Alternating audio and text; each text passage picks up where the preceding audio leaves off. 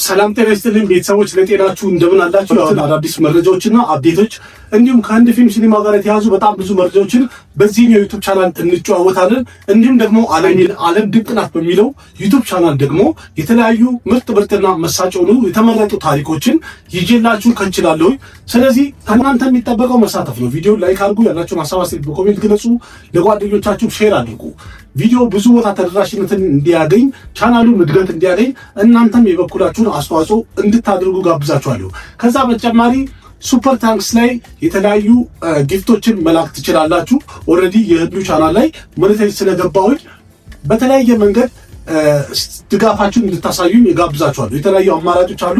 እዛ ላይ እንግዲህ የተለያዩ ሽልማቶች አሉ፣ ጊፍቶች አሉ። እሱንም እንድትሰጡኝ አንዳንዶቻችሁ እየሰጣችሁኝ ያላችሁት በጣም አመሰግናለሁ። ሌሎቻችሁ በርቱበት፣ አበረታቱኝ። ብዙ እንሰራለን፣ እንሄዳለን። ሰላም ጤና ይስጥልኝ ቤተሰቦች፣ ቦሊ ዶክተር በሚለው የመረጃ ፕሮግራም በድጋሚ ተገናኝተናል። በዚህ ዓመት ጀምሩ ቪፒኤን አብርታችሁ። የዛሬ መጀመሪያና ትልቁ ዜና የሚሆነው ክሪስ ፎር የተሰኘው ፊልም በ2027 እንደማይወጣ ተነግሯል። ምክንያቱም በአሁኑ ሰዓት ላይ ሪቲክ ሮሽንና አዲት ቾፕራ በበጀት የተነሳ ምንም ነገር መስማማት እንዳልቻሉ እየተነገረ ነው ያለው። ሪቲክ ሮሽን በአሁኑ ሰዓት ላይ ክሪስ ፎርን በጣም በትልቅ ሌቭል ቀረጻ ማድረግ ፈልጓል እና የፊልሙ በጀት 500 ከሮር መሆን እንዳለበት እየተናገረ ነው ያለው። ግን ደግሞ ፕሮዲውሰሩ አዲት ቾፕራ እያለ እንዳለው ከሆነ ለፊልሙ 350 ከሮር አሪፍ የሆነ በጀት ነው ብሎ አስቧል። እንግዲህ አዲት ቾፕራ ብዙ ሪስክ መውሰድ አልፈልግም ወይም አደጋው ስላለ መግባት ክሪስ ፎር የተሰኘው ፊልም በ350 ከሮር እንዲሰራ ፈልጓል ማለት ነው። ሪቲክ ሮሽን ክሪስ ፎርን በራሱ ስታይል እንዲሁም ደግሞ ጊዜውን በመጠነ መልኩ ለመስራት አስቦ ነበረ። በጀቱ ስለተቀነሰበትና ነገሮች እንግዲህ ሊበላሽበት ስለሆነ ሌላ ፕሮዲውስ የሚያደርጉ ስቱዲዮችን እያናገረ እንዳለ እየተነገረ ነው ያለው። ይህም ማለት ሌላ ስቱዲዮች እንግዲህ 500 ከሮር በጀት እንመድባለን ብለው ካሉ ሪቲክ ሮሽን እንግዲህ አዲት ቾፕራን ትቶ ሊሰራ ይችላል ማለት ነው። ግን በዚህ ማለት ደግሞ አንዳንድ መረጃዎች እንደሚወጡት ወይም እንደሚነገረው ከሆነ በአሁኑ ሰዓት ላይ ሪቲክ ሮሽን ክሪስ ፎርን ወደ ጎን አድርጎ ወይንም ትቶት ሌላ ፊልም ለመስራት ፕላን እያደረገና እያፈላለገ እንዳለ መረጃዎች ይወጡ ነው ያሉት። ይህም ማለት እንግዲህ ክሪስ ፎር ትንሽ ጊዜ ስለሚፈጅ ቀደም ብሎ ሪቲክ ሮሽን ሌላ አንድ ፊልም ለመስራት አስቧል ማለት ነው።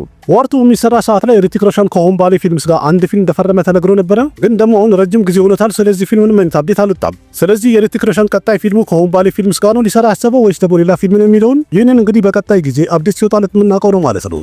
እናንተ ስለ ክሪስ ፎርና ስለ ሪቲክ ሮሽን ቀጣይ ፊልም ምን የምትሉት ነገር አለ? ያላችሁን ሐሳብ አስተያየት ኮሜንት ላይ ጻፉልኝ እስኪ። ሰልማን ካን የሚሰራበት ባትል ኦፍ ገልቫን የተሰኘው ፊልም አፕሪል 17 እንደማይወጣ እየተነገረ ነው ያለው። ይህም ማለት የሚወጣበት ቀን ሊራዘም ነው ማለት ነው። ባትል ኦፍ ገልቫን የሰሩ ሰዎች ወይም ፊልም ሜከሮች እስካሁን ድረስ ስለዚህ ጉዳይ ምንም ነገር አልተናገሩም። ግን ቦሊውድ ሃንጋማ የተሰኘው ሳይት ሪፖርት እንዳደረገው ከሆነ ባትል ኦፍ ገልቫን የተሰኘው ፊልም ኦገስት 14 ማለትም ኢንዲፔንደንስ ዴይ የነጻነት ቀናቸውን ሲያከብሩ ፊልሙ ላይ ይበቃል እየተባለ ነው ወይም ብሎ ዘግቦታል። በእርግጥ ኦገስት 14 ላይ የክሪቲካሪያን ናግዚላ የተሰኘው ፊልም ላይ ይበቃል ተብሎ ነበረ። ቀረጻው ስለተራዘመና ስለተንጓተተ ናግዚላ ኦገስት 14 እንደማይወጣ ተነግሯል። ከዛ በኋላ ላቬንድ ዋርን የሰሩ ሰዎች ወይም ፊልም ሜከሮቹ ኦገስት 14 ላይ ፊልማቸውን ሊለቁ ነው ተብሎ ሲነገር ነበረ። ግን ላቬንድ ዋርን የሰሩ ሰዎችም ወይም ፊልም ሜከሮቹም ስለ ፊልማቸው መለቀቂያ ቀን ምንም ነገር አልተናገሩም። ባትል ኦፍ ገልቫን በትክክልም ኦገስት 14 ለይታ የሚበቃ ከሆነ ላቬንድ ዋር የተሰኘው ፊልም ደግሞ ኦገስት 14 እንደማይወጣ የተረጋገጠ ነው። ምክንያቱም ሁለቱም ትልልቅ ፊልሞች ናቸው። ትልልቅ ፊልሞች ደግሞ እኩል ክላሽ ካደረጉ ቦክስ ኦፊስ ላይ የሁለቱም ገቢ ሊጎዳ ይችላል፣ ሊቀንስ ይችላል ተብሎ ይፈራል። አክሽን ኩማርም የሰራበት ቡትመንግ ላይ የተሰኘው ፊልም ከሜይ 15 ቀኑን ቀይሮ ወደፊት መጥቶ አፕሪል 10 ለይታ እንደሚበቃ አናውንስ ተደርጓል። ስለዚህ ግልጽ ነው ከአንድ ሳምንት በኋላ ሰልማን ካን ፊልም ለይታ ሊበቃ አይችልም ማለት ነው።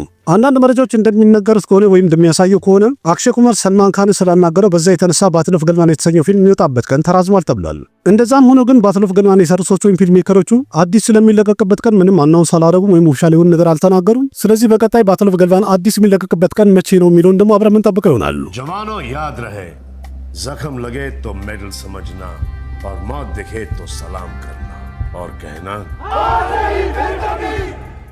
ራማይና ከተሰኘው ፊልም ላይ ቪክራንት ሜሲ መውጣቱ ተነግሯል። በሱ ቦታም ደግሞ ራገፍ ጆያል የተባለው አክተር እንደፈረመ እየተነገረ ነው ያለው። ቀደም ብሎ እንደወጣ መረጃ ከሆነ ቪክራንት ሜሲ ራማይና በተሰኘው ፊልም ላይ ሚግራን የተሰኘው ካራክተር ይጫወታል ተብሎ ነበር። አሁን በወጣ መረጃ እንግዲህ ቪክራንት ሜሲ ከፊልሙ እንደወጣና በሱ ቦታ ደግሞ ለሚግራን ሮል ራገፍ ጆያል ፈርሟል ተብሏል።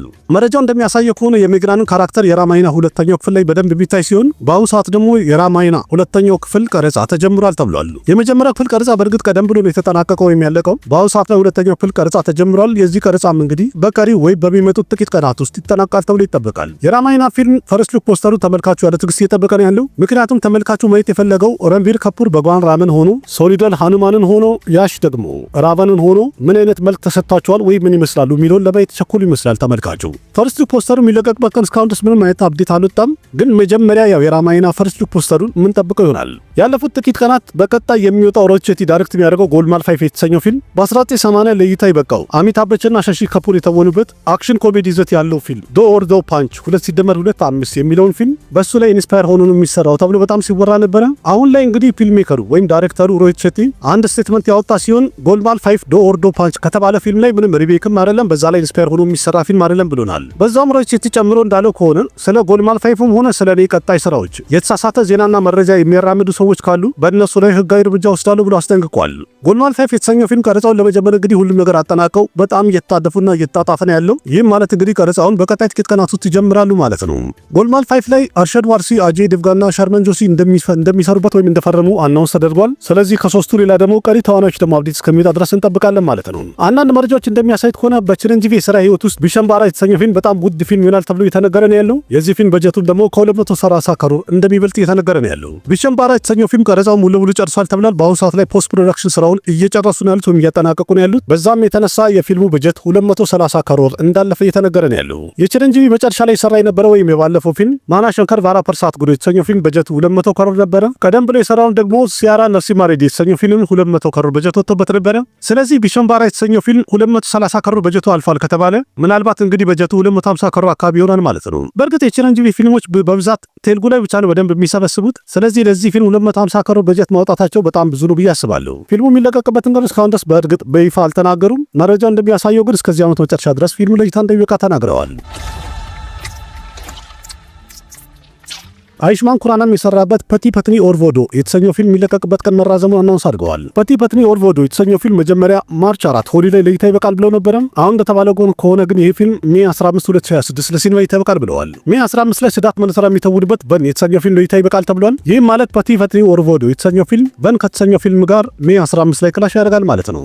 በን የተሰኘው ፊልም በዚህ ዓመት ከሚወጡ ኢንተረስቲንግ ከሚያደርጉ ፊልሞች መሃል አንዱ ነው ተብሎ በጣም የሚጠበቅ ፊልም ነው። ምክንያቱም ልክ እንደ ካንታራ ማይቶሎጂካል አክሽን ድራማ ፊልም ይሆናል ተብሎ እየተጠበቀ ያለ ፊልም ነው። ፐቲ ፐትኒ ኦር ቮዶ ስለተሰኘው ፊልም እንኳን ታሪክ ሁላችንም እናውቃለን ለማለት የሚያስደፍር ያህል ነው። ምክንያቱም በባልና ሚስትና በገርፍሬንድ መሃል ላይ ያለ ታሪክን ለረጅም ጊዜ ስናይ ነበረ ነው ወይም ብዙ ፊልሞች ተሰርተዋል። ግን ቨን ስለተሰኘው ፊልም ታሪክ ማንም አያውቅም ጭራሽ። ስለዚህ በቀጣይ የምናየው ቨን የተሰኘው ፊልም ታሪኩ እንዴት ይሆናል የሚለው ነው። ስለዚህ ፐቲ ፐትኒ ኦር ቮዶ የተሰኘው ፊልም ቨን ከተሰኘው ፊልም ጋር ሜይ 15 ላይ ክላሽ ያደርጋል ማለት ነው። ዝነኛው አክተር ፋሃድ ፋሲል እንዳለው ከሆነ አቢሸም የተሰኘው ፊልም ሁለተኛ ክፍል እንደሚሰራለት በትክክል አረጋግጦ ተናግሯል።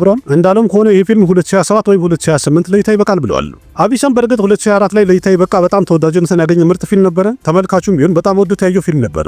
በእርግጥ የፊልሙ ታሪክ ላይ እንኳን ብዙ ለየት ያለ ነገር አልነበረም። የጂቱም አድቬንት ዳይሬክሽን እና የፋሃድ ፋሲል ትወና የተመልካቹን ልብ በቀላሉ ማሸነፍ ችሎ ነበር። ቆንጆ ፊልም ነው። እንግዲህ ይህን ፊልም ካላያችሁት በትርጉም ቦታውን ታውቁታላችሁ። ገባ ብላችሁ እንድታዩ ጋብዛችኋለሁ። ስለዚህ አሁን ላይ የአቢሸምን ሁለተኛ ክፍል እንደሚሰራ ፋሃድ ፋሲል አክተሩ አናውንስ አድርጓል። ቢሆንም ግን ይህ ፊልም ለመሰራት ረጅም ጊዜ ይፈጃል። ስለዚህ በቀጣይ ደግሞ ምን አይነት ውሳኔ ይወሰናል የሚለውን አብረን ምን ይሆናል። ኒክል ሲዳት የሰራበት ፓን ኢንዲያ ፊልም ስዌምቦ የተሰኘው ፌብሩዋሪ 11 ላይ ቲዘሩ ለእይታ በቅቶ ነበረ።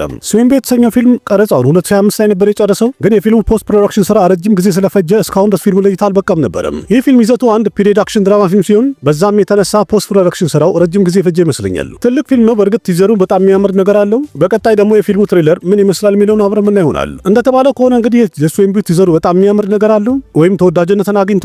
ፊልሙም ደግሞ አፕሪል 10 ለሲኒማ እይታ ይበቃል ብለዋል።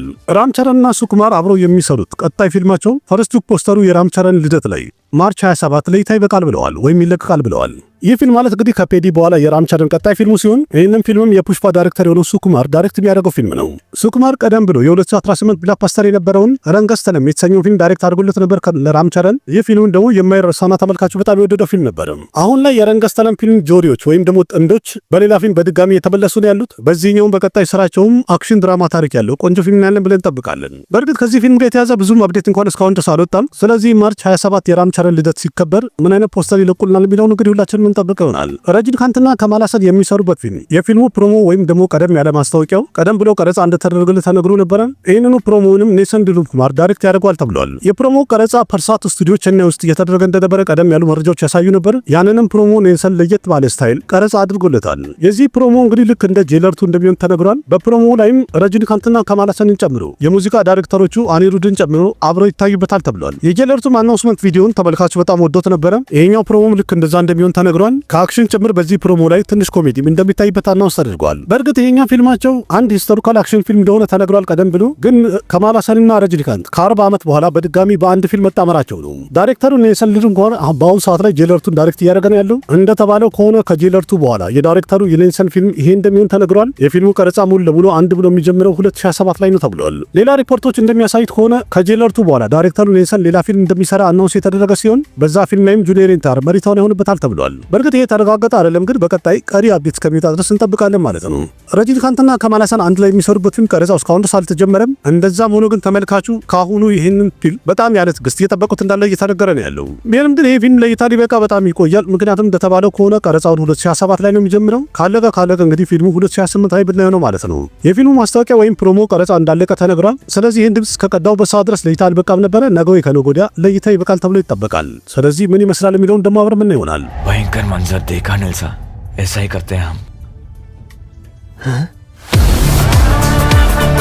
ሶሊዶን በቀጣይ ሌላ አክሽን ድራማ ፊልም ለመስራት የተዘጋጀ እንዳለ እየተነገረ ነው ያለው። ፊልሙንም ደግሞ የኪል ፊልም ዳይሬክተር የሆነው ኒኪል ናጌሽበት ዳይሬክት ያደርገዋል ተብሏል። ፊልሙን ማን ፕሮዲዩስ ያደርገዋል የሚለው እንኳን እስካሁን ድረስ ስም አልተጠቀሰም። ግን እንደሚገመተው ከሆነ ወይ የሳውዝ ወይም ደግሞ የሂንዲ ፕሮዲዩሰር ፕሮዲዩስ ያደርገዋል ተብሎ ይገመታል። መረጃው እንደሚያሳይ ከሆነ ሃይ ኦክቴን አክሽን የያዘ አክሽን ትሬለር ፊልም እንደሚሆን ተነግሯል። ልክ እንደ ኪል ፊልምም እጅግ በጣም አደገኛ የሆነ አክሽን ሲኩዌንሶች እንደሚኖሩበት መረጃ ያሳያል። በዛው መረጃው እንደሚለው ከሆነ ሶሊዶን በጣም ለየት ባለ ሉክና ለየት ባለ አክሽን የሚታይ ሲሆን የሶሊዶን አድናቂዎችም በጣም የሚወዱትና የሚያደንቁት ስራ ይሆናል ተብሎ እየተነገረ ነው ያለው። ይህ ፊልም በአሁኑ ሰዓት ላይ በእርግጥ ገና መጀመሩ ነው ወይም ደግሞ ፕሮግራም እያወጡለት ነው ያሉት። እንደተባለ ከሆነ ግን የፊልሙ ቀረጻ እስከዚህ ዓመት መጨረሻ ድረስ ይጀምራል ተብሏል። በአሁኑ ሰዓት ላይ እንግዲህ ሱፐርስታር ሶሊዶን በላይ ፊልሞችን እየፈረመ ነው ያለው። በቀጣይ የሶሊዶን የሚወጡ ፊልሞች ደግሞ ቦክስ ኦፊስ ላይ እንዴት ይሆናሉ የሚለውን እድሜና ጤናውን ውስጥ አብረን ይሆናል። እናንተ ስለ ሶሊዶን በላይ የሚወጡ ፊልሞች ምን የምትሉት ነገር አለ? በረገደለት አይደል? ያላችሁን ሀሳብ አስተያየት ኮሜንት ላይ ጻፉልኝ። ራማይናና ቪጄ ሰትፑቲ አንድ ላይ ተያይዘው እንግዲህ መረጃው ወይም ደግሞ ዜናቸው እንደ አዲስ የተቀጣጠልና እየተነሳ ነው ያለው። እየተባለ እንዳለው ከሆነ ቪጄ ሰትፑቲ ራማይና በተሰኘው ፊልም ላይ ቪቪጀን የተባለውን ካራክተር ይጫወታል ተብሏል። ቪቪጀን የተባለውን ካራክተር ቪጄ ሰትፑቲ ይጫወታል ተብሎ በእርግጥ ቀደም ብሎ በጣም ሲቦራ ነበረ። ግን እስካሁን ድረስ የራማይና ፊልም ሜከሮች ስለዚህ ጉዳይ ምንም ነገር አናውንስ አላደረጉም ነበር። ቪጄ ሰትፑቲ ምንም ጥርጥር የለውም በጣም ምርጥ አክተር ነው። ይህን ካራክተር ራማይና የተሰኘው ፊልም ላይ እንዲጫወት ከሰጡትና ካስፈረሙት ምርጥ አድርጎ እንደሚጫወተው መቼስ ምስክር ሁላችንም ነን።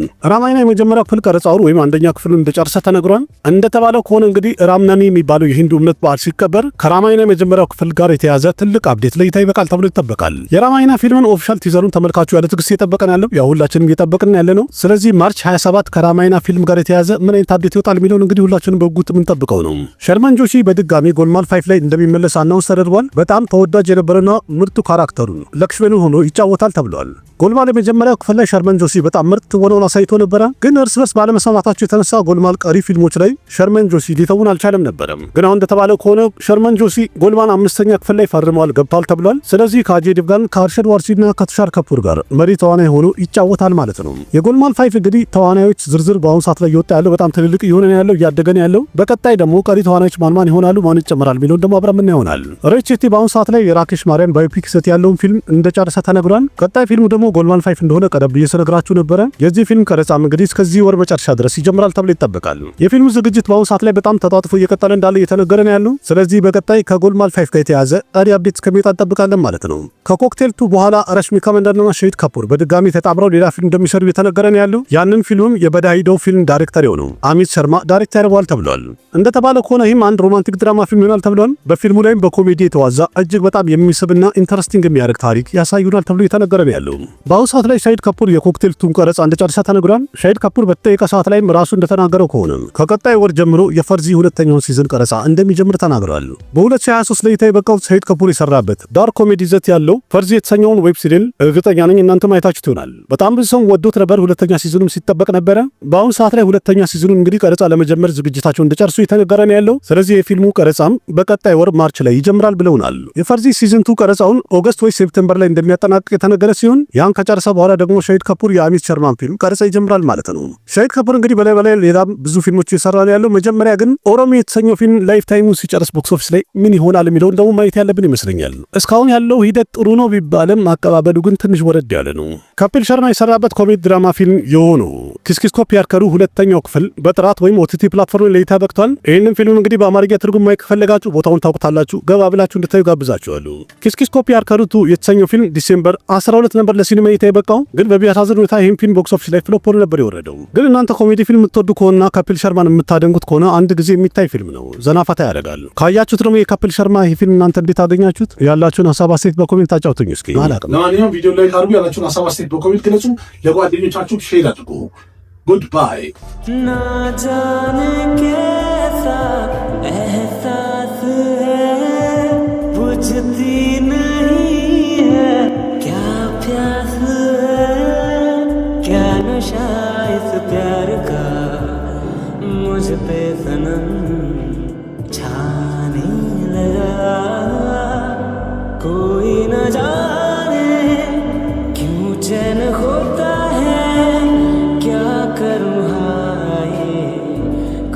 कुछ होता है क्या करूँ हाय कुछ होता है।